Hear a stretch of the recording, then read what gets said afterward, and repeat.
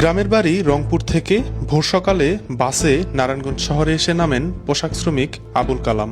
এরপর একটি রিকশায় চেপে পাইকপাড়ার নয়াপাড়া এলাকায় নিজের ভাড়া বাসার সামনে এসে নামেন তিনি। এ সময় হঠাৎ আরেকটি রিকশা থেকে নেমে কালামের পেটে চাকু ঠেকায় এক ছিনতাইকারী। সঙ্গে সঙ্গে কালাম তার মোবাইল ফোন বের করে দিলে পালিয়ে যায় ওই ছিনতাইকারী। এদিকে ভোর সকালের ওই ঘটনার একটি সিসিটিভি ফুটেজ দুপুরে সামাজিক যোগাযোগ মাধ্যমে ভাইরাল হলে সন্ধ্যায় পাশের এলাকা ভুইয়াপাড়ার নিজ বাসা থেকে বের করে আনা হয় হৃদয় নামের ওই ছিনতাইকারীকে। পরবর্তীতে তাকে পুলিশে সোপর্দ করে স্থানীয় এলাকাবাসী এবং যুবদলের নেতাকর্মীরা।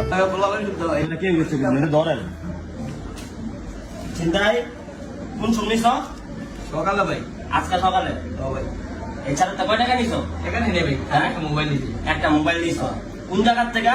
ওই যে নাই মামা অফিস সামনে থেকে। উনি আমি জানি কেমন লাগাই না। নয়াপাড়া হ্যাঁ। পাইকপাড়া যে পাইয়া তবে এটা খেয়াল লাগে ভাই। একলাই কইতে পারো না ওই জায়গায় লও, তুমি কইতে পারো না ওই জায়গা কোন জায়গায় জানো না? নয়াপাড়া দিয়ে হ্যাঁ। শেষ মাথা দিয়ে ভাই। ওই জায়গার থেকে তুমি ওই গল্লির থেকে ক্যামেরা সিসি ক্যামেরা ফুটেজে দুইটা ফুটেজ ধরছে।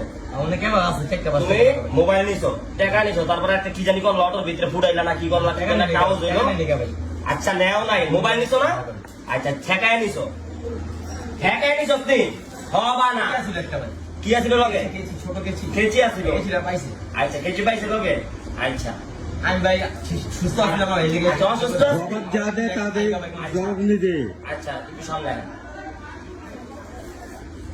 আজকে সকালে যে আপনারা নিউজ খাইয়া ভাই, চলো। কথা কম, আজকে সকালে যে নিউজ হয়েছে ওই যে আসামি, এই সেই ছিনতাইকারী আসামি ওরা ধরা হয়েছে।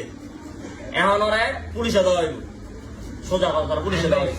একদম ভালো যাবো ভাই, আমার ঘরটা আমি আরে একদম ভালো তো রাত প্রতিদিনই হয়। না, না, ভাই। 3 মাসের ক্ষতি হয়। মোবাইলটা না দিতে দিবাই। আর তোরা লয়ে যাবো। অনেক ভাই, আরে তোর কোন মাইসের ক্ষতি করে তুমি